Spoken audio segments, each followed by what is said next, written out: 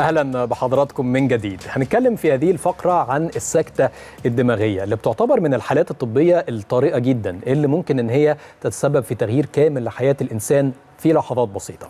هي لما بتحصل لما بينقطع تدفق الدم إلى جزء من الدماغ، الأمر اللي بيؤدي إلى موت الخلايا العصبية خلال دقائق بسيطة، ومع إن الأسباب ممكن تبدو معروفة زي ارتفاع ضغط الدم وزي مرض السكري وزي التدخين أيضا ممكن يتسبب فيها، ولكن خطورة الموقف بتتفاقم عند تجاهل الأعراض المبكرة زي فقدان التوازن أو إحساس بضعف مفاجئ في الوجه أو حتى في الأطراف أو صعوبة في الكلام. بتشير الإحصائيات إلى أنه شخص واحد بيصاب بالسكتة الدماغية كل 40 ثانية حول العالم.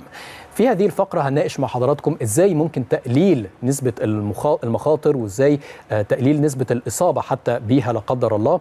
أهمية التدخل السريع أمر مهم جدا، ودور العلاج الطبيعي كمان والتأهيل إلى جانب الجهود الحكومية في التدريب وفي التوعية للحد من تداعيات هذا الخطر الصامت.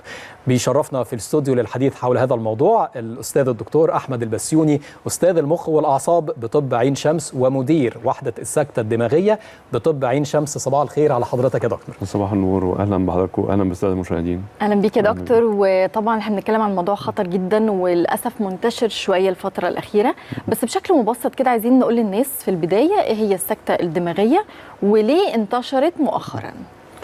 بص، هو زي ما حضرتك اشرت كده، وبك السكته الدماغيه هو نوعين، وبك واما جلطات اللي هو ايقاف تدفق الدم على المخ، يا اما نزيف اللي هو بيحصل انفجار في احدى الشرايين. تمام. هو ما انتشرش مؤخرا، هو منتشر من زمان، بس يمكن الوعي بتاع الناس زاد دلوقتي، فبقى في القاء ضوء اكبر بشكل كبير عن المرض، والناس بتاخد بالها من مسبباته وبك ومن اساليب العلاج بتاعته. احنا متقدمين في ده دلوقتي بشكل كبير عن مثلا من 10 سنين فاتوا، لكن في القاء وعي كبير جدا عن الموضوع. السكته الدماغيه زي ما حضرتك اشرت بك مرض يعني بشكل عبء مش بس صحي، عبء اجتماعي وعبء مادي لان ممكن رب اسره يفقد قدرته على العمل، وبك اجتماعي ممكن اسره كامله وبك تفقد او مسار حياتها يتغير وبك، لكن لان الاب او الام حصل لهم اصابه بالسكته الدماغيه. تمام. لان اسوأ حاجه في السكته الدماغيه الحقيقه ان هي السبب الاول للاعاقه على مستوى العالم.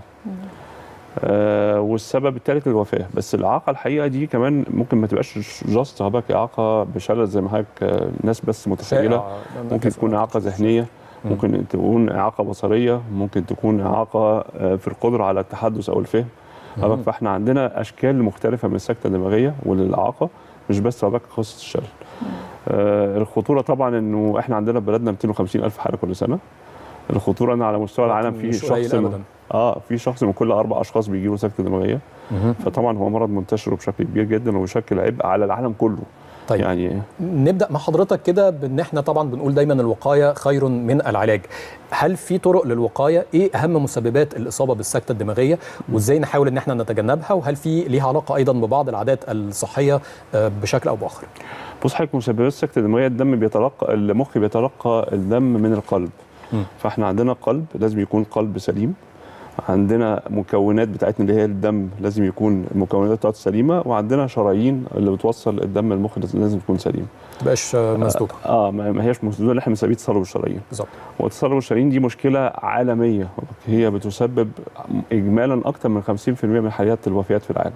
يعني سكته دماغيه وسكته قلبيه ومشاكل الشرايين الطرفيه بتشكل اكثر من 50% من حالات الوفاه في العالم. طبعا الاسباب اللي حضرتك اشرت ليها، الضغط، السكر، المستويات العاليه من الدهون، التدخين، برضو عدم الكواليتي اوف لايف او عدم ممارسه الرياضه. كل ده الحقيقه بيسبب اجمالا كده الاسباب الرئيسيه بتاعت السكته الدماغيه. مالهاش علاقه بالحاله النفسيه او المشاكل النفسيه، لان دلوقتي معظم الناس بتعاني من القلق، الاكتئاب والحزن، او يعني التوترات المختلفه في الحياه زادت يعني. طبعا بكل تاكيد. بص حضرتك، الحاله النفسيه دي بترفع هرمون الكورتيزون في الجسم، الكورتيزون ده بيرفع الضغط والسكر وكل الحاجات اللي بتسبب جميع الامراض مش السكته الدماغيه بس. فطبعا هو مهم جدا هو ان الصحه النفسيه جزء مهم جدا هو عشان الوقايه من كل الامراض مش السكته الدماغيه بس. طيب حضرتك اتكلمت عن الضغط والسكر، وفي بعض الناس بيبقى عندها هذا الامر بشكل وراثي ممكن يعني يساعد في الاصابه بيه، وبالتالي مش بسهوله قوي ان هم يتجنبوا هذا الامر. لكن في حاجات احنا ممكن نكون مسؤولين عنها زي التدخين، زي العادات الغذائيه اللي ممكن تسبب في دهون ويعني تجمعات، حاجات ايضا تتسبب في انسداد للشرايين او تصلب للشرايين. وبالتالي ايه الحاجات اللي ممكن نحاول نمنع او ناخد بالنا منها علشان لا قدر الله نتجنب خطر الاصابه بالسكتات الدماغيه؟ بص حضرتك قلت صح، احنا عندنا عوامل وراثيه بكل تاكيد، بس في النهايه الشخص يقدر يتحكم في مرض الضغط والسكر والدهون بان هو يحسن منظومه الحياه بتاعته، سواء يتبع نظام غذائي سليم، يمارس رياضه، كل ده في النهايه بيؤدي الى الوقايه. عشان احنا عندنا في السكته الدماغيه 3 اسبكتس او 3 محاور. اول حاجه محور ان انت تمنع الحدوث اللي بنسميه برايمري بريفنشن، ان انت تسيطر على كل عوامل الخطوره اللي حضرتك بتتكلم عليها. الحاجه الثانيه ان احنا نعالج الناس اللي هيحصل لها سكته دماغيه في زمن قياسي عشان ما يحصلش اي تلف زي ما كنا بنتكلم قبل الحلقه. السبب الثالث، المحور الثالث ان انا اعمل سكندري بريفنشن، ان انا امنع تكرار حدوث السكته الدماغيه. بان برضو بعد ما يحصل سكته دماغيه لازم اسيطر على كل عوامل الخطوره دي وبشكل اكثر صرامه علشان ما يحصلش حاجه تاني. طيب حضرتك ذكرت نقطه مهمه جدا وبرضو خلتني افتكر جمله او المفهوم بتاع ال5 دقائق الذهبيه لعلاج السكته الدماغيه. ايه ده معناه ايه؟ بص حضرتك، احنا في السكته الدماغيه الدم مجرد ما بيتوقف تدفق الدم للمخ خلايا المخ ما بتستحملش. احنا دائما وابدا في صراع مع الزمن. هو ربنا بيخلق لنا بعض الشرايين البديله لوقت محدد، بيدي فرصه لينا ان احنا نحاول نلحق المريض. فكل ما المريض هيجي لنا بسرعه واحنا هيبقى مجهزين ان احنا نتدخل بسرعه، هنحاول نعمل استعاده لاكبر قدر ممكن من الخلايا اللي ما وصلهاش الدم. كل ما المريض هيتاخر او احنا نتاخر كمنظومه طبيه، كل ما يحصل تلف دائم، والتلف الدائم مشكله الخلايا بتاعه المخ ان كل خليه ليها وظيفه. يعني كده في فرق جوهري بيننا وبين القلب. ممكن القلب بيشتغل كمنظومه واحده شويه، فبالتالي لو حصل اصابه في جزء يمكن بقيه الاجزاء تقوم بالوظيفه. لكن في المخ الجزء اللي بيحصل فيه تلف مسؤول عن وظيفه غالبا لو المريض اتاخر او الطبيب اتاخر، التلف ده بيؤدي الى يعني نتيجه دائمه ما بنعرفش نستعيد الوظائف بتاعه الخلايا بتاعه المخ. طيب هنرجع مع حضرتك للنقطه دي، لان دي نقطه بالغه الاهميه، واحنا بنتكلم عن 5 دقائق يعني وقت غير كافي ابدا. هي ساعات طبعا مش 5 دقائق بس، كل دقيقه بتفرق. يعني كل دقيقه بتفرق. طيب. لكن احنا عندنا قواعد عامه كده انه لغايه 4 ساعات ونص بندي حقنه مذيبه للجلطه. في بعض المرضى لغايه 24 ساعه بنبتدي نتدخل بالقسطره ونعيد التدفق بتاع الدم. طيب بما يعني برضه هنرجع مع حضرتك لبعد مرحله الاصابه ونشوف ازاي نتعامل لو لا قدر الله حصلت الاصابه، وطبعا نجري فورا على اقرب مستشفى. ده امر مفروغ منه، بس بعد ما نشوف هذا العرض المعلوماتي عن طرق الوقايه من السكته الدماغيه ونرجع مره ثانيه.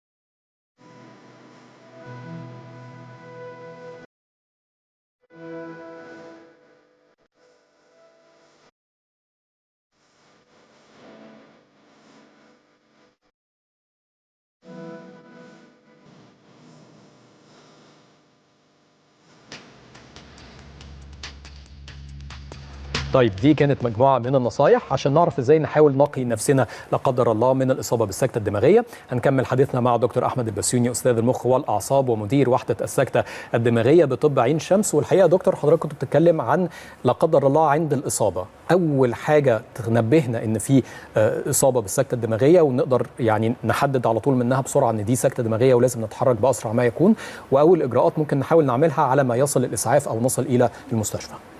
بص حضرتك، هو في اعراض طبعا احنا دايما في كل برنامج بنحاول ننبه بالاعراض دي وباك، لانه مهم، احنا محتاجين وعي كبير قوي بالاعراض دي وباك، لان احنا المريض بيبقى في سباق مع الزمن واهله في سباق مع الزمن.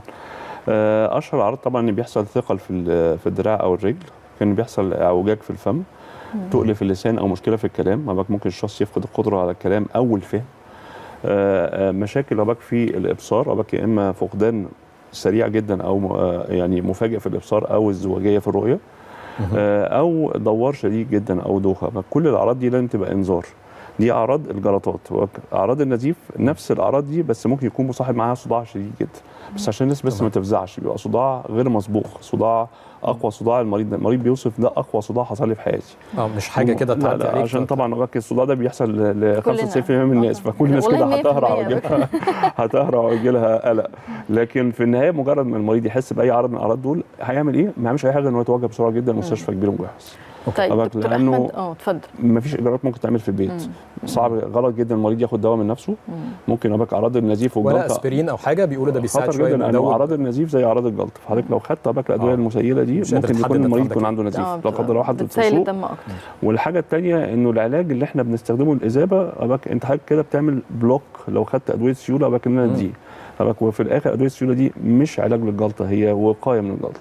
والآثار المخية يا دكتور عبارة عن إيه وأهميتها إيه في علاج السكتة الدماغية؟ بص حضرتك، الآثار المخية دي هو منظار للشرايين، بدخل جوه الشرايين والناس اللي عندها انسداد في الشريان الرئيسي، دي دواء الإذابة ما بيجيبش مع مفعول غالبا، فبالتالي لازم أنا أخش ميكانيكيا أستخرج الجلطة دي وأعيد تدفق الدم للمخ. الحالات دي تقريبا بتشكل حوالي 20% من حالات السكتة الدماغية، وحالات دي بتبقى الأكثر قسوة والأكثر صعوبة، وبالتالي الآثار المخية متشالة للحالات الأكثر صعوبة دي، آخر مرحلة المراحل المتقدمة جدا وطبعا هو تخصص دقيق وجديد ومحتاج تدريب عالي جدا ومحتاج امكانيات ضخمه جدا. ويمكن بقى ده ممكن ياخدها لان احنا حصل تطور كبير جدا في السنوات اللي فاتت في التخصص ده، سواء في العالم ومصر الحقيقه يعني كان ليها سبق على الاقل على مستوى المنطقه. خلينا نسلط الضوء على الاجراءات اللي اتخذت في مصر ودور الدوله في مواجهه السكتات الدماغيه وقدر الامكان التقليل من الاصابه بيها، سواء بنتحدث عن التوعيه او عن الابنيه والتكنولوجيا والطرق العلاجيه المختلفه اللي اصبحت موجوده يا دكتور. بص حضرتك، بمنتهى الامانه ال10 سنين اللي فاتوا دول يعني حصل فيهم انجاز كبير جدا في علاج السكتات الدماغيه، سواء بشكل مباشر او غير مباشر. على مستوى البرايمري بريفنشن او المنع زي ما اتفقنا، المبادرات اللي تمت طبعا زي 100 مليون صحه والكشف على الضغط والسكر بشكل كبير جدا هتؤتي ثمارها يمكن دلوقتي وفي السنوات اللي جايه، انه تقلل من المشاكل اللي ادت الى حدوث سكتة دماغيه او بتؤدي الى حدوث سكتة دماغيه. فهقول ان ده بشكل غير مباشر. بشكل مباشر الحقيقه انه احنا في سنه 2015 لاول مره في تاريخ مصر يحصل اعتماد حكومي لتلقي العلاج المذيب للجلطه على مستوى الدوله. كان قبل كده المريض بيضطر انه يروح ياخد ده على حسابه، وده كان مبلغ كبير. النهارده المبلغ ده تقريبا بيوازي حوالي 30 ل 40 الف جنيه النهارده. يا نهار ابيض. فدلوقتي اي مريض ممكن يروح يتلقى ده في الحكومه على نفقه الدوله في الطوارئ، وبعد كده يبقى يروح يطلع القرار بتاعه. الحاجه الطيبه الاصعب والاجراء الاقوى كمان انه في 2018 تم اعتماد الآثار المخيه برضه على نفقه الدوله. الاعتماد الاولاني الحقيقه تم في عصر الوزير الراحل الدكتور احمد عماد الدين راضي، والاعتماد في سنه 2018 تم في عصر معالي الوزيره هالة زايد. والحقيقه اعتماد الآثار المخيه كان مهم جدا، لانه بمقاييس النهارده بالقيمه السوقيه النهارده الآثار المخيه بتتكلف حوالي 400,000 جنيه. كنا بنعاني جدا لما بيجي لنا مريض في قطاع خاص على سبيل المثال وما عندوش القدره انه يدفعها دلوقتي حالا، ودي ما فيش محروم من العلاج. دي النهارده المريض بيروح يتلقاه في اي مستشفى حكومي مجهز بمدرج على قوائم الانتظار وبياخده مجانا تماما. وده موجود في جامعات كتير في مصر واحنا لينا رياده كبيره جدا في جامعه عين شمس في هذا المجال. والمريض لما يتلقى العلاج ده في الوقت المناسب بيرجع طبيعي. بشكل كبير جدا. فتخيل دلوقتي ما بيدفعش اي فلوس، الخدمه مجانيه بالكامل. وده كلام حضرتك طبعا وانجاز كبير يطمن الناس طبعا. كلها. بس اكيد كل اللي بيتفرجوا علينا دلوقتي يا دكتور احمد عايزين يعرفوا شويه نصايح من حضرتك. لو انا عايزه اقي نفسي من السكته الدماغيه اعمل ايه؟ ولو لا قدر الله حصل سكته دماغيه لاي حد من اللي حواليا الحقه ازاي بسرعه؟ زي ما قلت لحضرتك كده، اقي نفسي دي العوامل اللي احنا اتكلمنا فيها، الضغط والسكر والدهون والكلام ده كله، الصحه العامه كلها، كواليتي اوف لايف بتاعتنا بالظبط.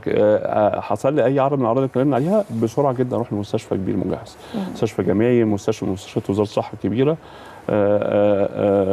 لانه الحمد لله دلوقتي البنيه الاساسيه، يعني استكمال دور الدوله برضه، البنيه الاساسيه اللي تمت في المستشفيات والثوره الانشائيه اللي حصلت في مستشفيات كتير جدا سواء على مستوى القطاع الجامعي او مستوى مستشفيات وزاره الصحه، الحقيقه كان ليها ثمار كبيره جدا في ان احنا، يعني انا عايز اقول، انا دايما بقول الاجيال الجديده من الدكاتره عندنا انتم محظوظين ان انتم هتشتغلوا في وسط طبي احسن بكتير جدا من اللي احنا اشتغلنا فيه من 15 20 سنه كامكانيات وكتكنولوجيا وكادوات موجوده ومستخدمه. سؤال اخير وسريعا جدا، اسمح لي عشان وقتنا شبه انتهى، بس لازم اعرف من حضرتك هل لا قدر الله عند الاصابه بالسكته الدماغيه، عشان برضو نعرف اهميه سرعه العلاج، ممكن ان هي يتم العلاج بشكل تام وما تسيبش اي اثار لو الشخص اصيب بيها لو اتلحق بدري؟ طبعا. انا عايز اقول لحضرتك بس حاجه، ان احنا القسطره المخيه هي اقوى اجراء طبي تداخلي في العصر الحديث في الطب.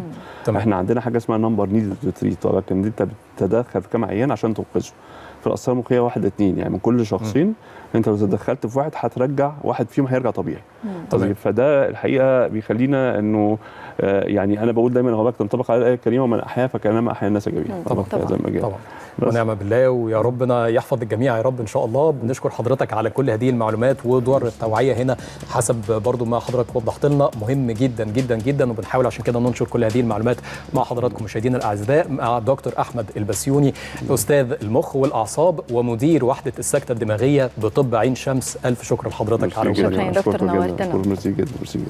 شكرا طبعا لحضراتكم مشاهدينا الاعزاء على حسن المتابعه بختام هذه الحلقه، وطبعا تحياتي ليكي زميلتي العزيزه ساره سراج. تحياتي ليك يا باسم، بشكر مره ثانيه دكتور احمد البسيوني. الحقيقه كلمنا عن ايه هي اصلا مفهوم السكته الدماغيه، اسبابها ايه، ازاي نلحقها وازاي نقي نفسنا منها، وفكره الكواليتي اوف لايف او الحياه اللي لازم يكون فيها رياضه، اكل صحي، نبعد عن مسببات الضغط العالي والاصابه بالسكر لا قدر الله.